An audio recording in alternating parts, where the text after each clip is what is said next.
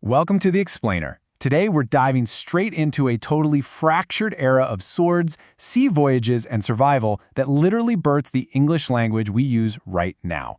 We're talking about the Anglo-Saxon period. It's an incredibly fascinating stretch of time, and it absolutely shaped the very words we speak and the stories we tell today. So, let's get into it. Now, it's really easy to picture this era, the so-called Dark Ages, as just a time of pure barbarism. A time when all historical records simply went dark after the fall of Rome. But pose the question, how did a chaotic 600-year period actually lay the entire foundation for modern literature and our cultural identity? Because it really wasn't just a void. It was actually an era of intense, massive transformation. To really get inside their mindset, just look at this brilliant metaphor from a highly influential 8th century monk known as the Venerable Bede. He basically described human life as a sparrow. Imagine a sparrow flying briefly through a warm, firelit mead hall, safe for just a moment from the raging winter storms outside, before vanishing right back into the freezing, unknown blackness. It's such a powerful image, isn't it? It perfectly captures that tense, fragile nature of Anglo-Saxon existence and their desperate search for some kind of permanence. Just to ground ourselves, we're looking at a massive 600-year span here. It starts in the 400s, right after the Romans pull out of Britain and the Germanic Saxons arrive. Then, moving along, we hit the Gregorian Christian conversion beginning in 597. In the 700s, the great Beowulf epic is finally written down. Then, the 800s bring King Alfred the Great fighting off the Vikings, leading all the way up to the dramatic end of the era with the Norman Conquest in 1066. Okay, moving into Section 1, Rome falls, Saxons rise. The 5th century incursion. So, with the mighty Roman Empire vanishing from Britain, it left this massive vacuum, and it was quickly filled by incoming tribes in the 400s, the Angles, Saxons, Jutes, and Frisians. Think of these highly formidable people as essentially proto-Vikings. They actually hailed from the exact same regions in modern-day northern Germany and Scandinavia that the famous Vikings would emerge from about 400 years later. And when they sailed over, they completely replaced the old Roman infrastructure with the heptarchy. That's what historians call this Wild West network of fractured warring kingdoms. Now, this is really cool. Hidden right in our modern calendars is a linguistic Easter egg that you use absolutely every single day. The days of the week in English, they're actually named directly after the ancient pagan gods that these exact settlers worshipped. Think about it. Tuesday is Tuesday, the god of war. Wednesday is Woden's Day, the Allfather. Thursday is Thunor's Day, the god of thunder. And Friday is Frigg's Day. It's literally an incredible piece of ancient pagan history hiding right there in your schedule. Which brings us to Section 2, Two Dragons at War, Pagan versus Christian. Here we reach the absolute core of the Anglo-Saxon era. We're talking about a monumental clash of cultures happening right in the hearts and minds of the people. Two distinct ideological dragons battling it out. On one side, you've got this deeply entrenched pagan heritage. That means a brutal warrior ethos, monsters, mead halls, physical strength, and a grim, unavoidable fate. On the exact opposite side, you have a brand new Christian identity. This was brought by monks and missionaries starting in the late 500s, pushing for monasteries, divine providence, peaceful worship, and spiritual salvation.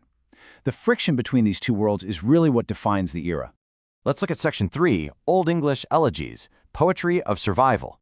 Now, to see how this ideological tug-of-war played out, we have to look at their oral poetry. But first, we need to understand how they actually built their sentences. The Anglo-Saxons used an extensive puzzle-like vocabulary called kennings. Basically, these are compound expressions with a metaphorical meaning. They would mash words together to create incredibly vivid metaphors. So instead of saying body, they'd say bonehouse. The sea, that became the whale road or the swan road. It paints a really physical, visceral picture of their harsh world, doesn't it? You can really feel that harshness in this haunting quote from the Old English poem, The Wanderer. Where is the horse gone? Where is the rider? How the time passed away, slipped into nightfall as if it had never been. It vividly shows the ultimate Anglo-Saxon nightmare. In a society totally built around a warrior's bond to his lord and his mead hall, to outlive your lord and become a solitary wanderer, walking the freezing earth entirely alone, that was literally a fate worse than death. The profound sense of loss in those words feels surprisingly modern. You can almost feel the heavy weight of their world in their word. For the Anglo-Saxons, word represented an inescapable personal destiny or fate. It's almost treated as an abstract god in their poetry, something terrible and completely unavoidable. It's funny because today we've totally altered its meaning. We just use the word weird to mean something strange or quirky. But back then, it carried the immense, crushing weight of human destiny. And it wasn't just nature that intimidated them. Take a look at the poem The Ruin. The Anglo-Saxons built primarily with wood and thatch, so imagine them encountering massive, crumbling Roman stone structures, like the ancient baths in the city of Bath. They were utterly astounded. The poet actually describes these remnants as the ancient work of giants. They literally couldn't fathom that ordinary human beings had constructed such towering stone cities. But eventually, we start to see those two dragons we talked about perfectly synthesize. In visionary poems like Dream of the Rood, the blend of the heroic warrior culture and Christian devotion is just mind-blowing. The poem describes the Christian cross as if it were a pagan nature idol, and it portrays Jesus not as a passive martyr, but as a young, steadfast warrior stripping down for battle. It is quite literally Christian theology wrapped entirely in a pagan warrior's aesthetic. Next up is Section 4, Beowulf and Mythic Heroes.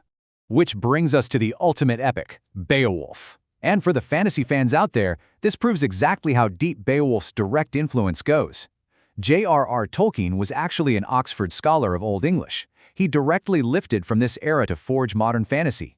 Think about it. Theoden's famous lament in Rohan echoes the Wanderer almost verbatim. A thief stealing a cup and waking a fiery dragon, that happens right at the end of Beowulf and completely inspired The Hobbit. Even the word ent was quite literally the Old English word for giant. The connections are absolutely everywhere. Finally, we arrive at Section 5, Forging a Literate Nation. Let's look at how this scattered, poetic culture was forced to unite to survive. Enter King Alfred the Great in the 800s. He didn't just fight off the terrifying Viking invasions through sheer military grit. He was a real game changer. He pushed for mass literacy over 1,000 years before it was common. He commissioned the Anglo-Saxon Chronicle and, crucially, insisted that their history be written down in their native spoken English, not just formal Latin. I love this quote from critic Nicholas Howe. He says, "The Anglo-Saxons wrote England into being through their chronicles and poems. They mapped the land as both a physical place and a cultural identity." That beautifully summarizes our entire journey here. By forcing the language onto parchment, their literature didn't just passively reflect their culture, it actively constructed the very idea of England. So as we wrap up this explainer, I want to leave you with a final thought. The Anglo-Saxons gave us the days of the week, the bones of our language, and a blueprint for modern fantasy, all preserved through sheer willpower and poetic brilliance. It really sparks a big question. In 1,000 years, what artifacts, what stories will our culture leave behind to define who we were? Something to think about. Thanks so much for exploring with us, and keep learning.